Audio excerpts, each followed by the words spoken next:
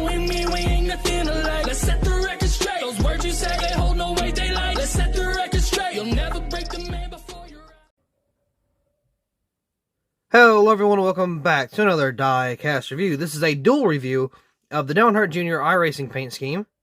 Now the sponsor for this one is Fight Hunger, and before we actually get into this Diecast review, there's a few things that have changed, like quality-wise, with the videos now.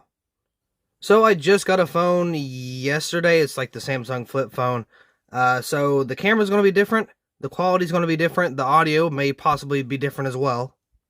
So I'm still learning if I need to do any brightness or anything, if I need to, kind of switch anything up in settings. So, I mean, this is my first recording ever of the phone, so hopefully it does pretty well. From what I have seen, quality-wise, for like video and picture, it is a lot better than my old one. So hopefully it still kind of sticks to that as time goes on. And again, I'm going to Martinsville, so hopefully at that time, like, this phone will be a lot better. And I think it zooms in a lot more too. So that kind of gets me even more excited to go to a race, so I can kind of see, the performance of this phone and see what it can really do. So if you know, like, any changes in quality, or like if the video looks better, if the video looks worse, the audio sounds better, or it sounds worse, I'm going to go through my oldest video and my newest video, which is this one. So the last one I did and the new one I'm about to upload here, I'll kind of go through and see if there's any type of major difference. And kind of see for myself. But anyway, let me know what you think down in the comments below. I think it's going to be a pretty good little camera, and let's just hope. I mean, honestly, because my phone's been kind of acting up, so we got a new one. And yeah, pretty decent little camera so far, so we're going to see how this turns out.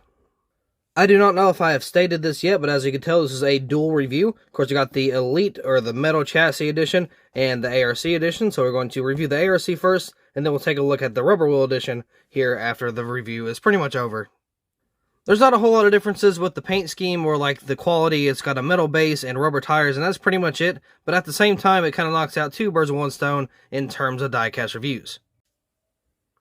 So here's the diecast out of the box. I did kind of brighten up the image or the video just a wee little bit just to see if it would do anything different. It is slightly different. The actual layout of the phone is a lot different from my old one, so definitely going to take some getting used to for this camera to see, again, if anything works differently, or if it works better, or if it works worse. So yeah, I mean, so far as far as I can tell on camera, I mean, it's really nice. I mean, it's a really good camera. You can pick up a lot of things. The colors look really nice, so I feel like it's going to be a pretty good little addition to the channel. So anyway, let's go ahead and get on to the diecast review.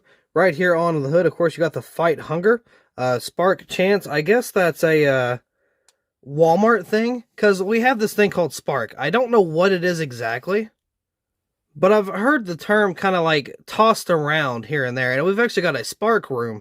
Again, don't know what it's for. I guess it's some, like, again, food thing, Fight Hunger. Which, I mean, honestly, because I've seen a few diecast reviews on these, I didn't know it was actually Walmart. Like, I mean, I saw this here, and I'm like, oh, that looks like the Walmart Spark. I mean, I guess it is. So I got Fight Hunger, of course, got the Spark change, which would make sense because of the Spark. Again, don't really know what it is or what it does, like, in terms of actually working with Spark. I've done a Spark thing before, but that was months ago, so, I mean, again, I have no clue what that was about. Got Earnhardt Jr. right there, looks to be a little pushed to the left, so that's always nice. Got the Chevy bow ties on each side. Got the 88, got this kind of a fade to a light blue to a dark blue. Got the really nice Day Glow 88 right there. Now, or 88, I guess. So we got the yellow spoiler back here, which doesn't look too very well colored, if you can see on the bottom there. So you got the yellow spoiler, the roof number, which is also a yellow, even though it's Day Glow, and you got the Day Glow splitter as well. So I think this is a little bit different. This is more of a dandelion yellow, or more of just like a, a plain yellow. And then these two are Day Glow splitter and number. But it reminds me of what, 20... It would be a mix of 2016 and 2014, maybe, where they would do the numbers and the, like, splitter. So this one is the splitter, spoiler, and number. Now for the chase, it would be either splitter, spoiler, and banner, or a splitter, spoiler, splitter, name, banner, and number, as far as I remember. So it was kind of a mix of those. I do like that. I'm not going to complain about that whatsoever. Got Earnhardt Jr. right here on the back. Fight Hunger, Spark Chains. That definitely looks like something Walmart would do. So yeah, I'm pretty sure this is a Walmart sponsor. Which, I mean, I know it is. But we got some decal wrapping that I kind of didn't go very well. You can kind of see right there on the shark fin. Oh, it is what it is. It's kind of hard to Kind of hard to tell anyway. So right here on the back, let's see if we can zoom in a little bit. Got a Fight Hunger. This camera's kind of, I don't know if it's where it's zoomed in or what, but this camera's not really doing too great right now, but I mean, it's alright. I don't really expect it to be like super crisp or anything. Got the taillights back here, got the Chevy bow tie and the little camera over here. Fight Hunger, what was that, spark change again? Yeah. And then, so you got 88 Camaro ZL1 1LE. Over here you got Hellman's Cror? Knox? What is that? K-N-O-R-R. I don't know. Feeding America. You got Excelta there. Lipton. Got Brandt right there. Of course, you got the 88 and the little fork there. Unilever. On the B post we have, what do we got? Was that Safety Clean? I can't tell what that one is. Miller and SEM. Of course, you got Earnhardt Jr. on the name rail. And then we got this little thing I kind of talked about before. That Hendrix has kind of done in the past. We sell that in the Suarez paint scheme as well. Then you got the fork there once again. You got the, let's see, Goodyear there. Of course, you got the Goodyear tires with the Sunoco down here. Got the 88 moving on to the front end. Of course, you got that Daigle splitter, which looks pretty nice. It's a little wobbly, but, you know, no big deal. Of course, you got the headlights there once again. If my cat would stop wrecking things. Ooh, I found a nice little decal chip right there on the... It just says race car. Doesn't even say NASCAR. Huh. Nice. So we had a little rant about the Kevin Harvick paint scheme for the throwback. And I'm definitely not wanting to have another one. As far for this one, it looks like decals are a little bit better. Now, I don't know if the decals actually matter for, like, the, quote, Elite versus, you know, ARC. So, I mean, I don't know. Because, like, the banner looks the same. I mean, I guess it's... Well, yeah, it had to be printed the same, right? Probably. But, I mean, everything looks the same. Decals look the same. I don't see any decal flaws on this at all, on the top one, which is the Elite one. Other than, you know, kind of that paint on the spoiler. But that's paint, you know, that's not really a decal. So I don't know if it matters, or if it, like, if it's the same thing and I got lucky, or what. There's a little bit of decal difference on the front end. If you look, not at that little paint chip, I guess there was one. But it looks like the left one is more noticeable than the right. That's the ARC versus, you know, the rubber wheel edition. So, again, the only difference is this thing has a metal base versus plastic. You can kind of see the difference. That's plastic, that's metal. And, of course, it's got the rubber tires that you can actually take off if you ever want to do stop motion. You can see you can take these completely off.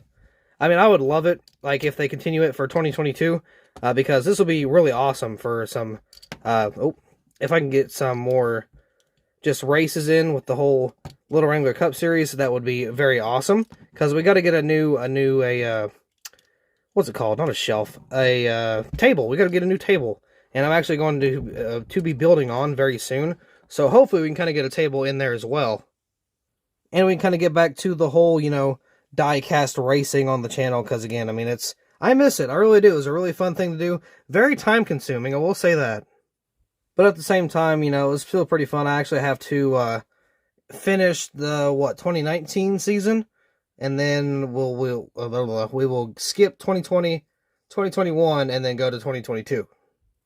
The reason I'm skipping 2 years is because I would like okay, so the series itself was always a year behind, only because of paint schemes. That way I could have a lot of paint schemes for the actual, like, races and stuff. So that's why it was a year back, so we had all that time to get the new paint schemes in, the new drivers, this, that, and the other. So instead of skipping 1 year to catch up, we have to skip 2. So there's that. I didn't really mean to ramble on about the stop motion series, but yeah, there's kind of the difference between the two. Again, it's not a lot. The really only difference is the wheels. You can kind of see the wheels are a lot different, just how they look too. The wheels are more dull, and they're not as big. They're a little, you know, this one's plastic, this one's rubber, and of course you got the metal base underneath, and that's really the only differences. Now, I only get these because, you know, I'm a collector, right? I like collecting junior stuff and Bowman stuff like that. Like, I mean, I'm a Hendrick guy, right? I love Hendrick Motorsports, but at the same time, I didn't get the Larson win in the Elite. I didn't get, you know, none of that. I didn't get any Larson paint schemes, no Elliott's, no Byrons, only Bowman and Junior.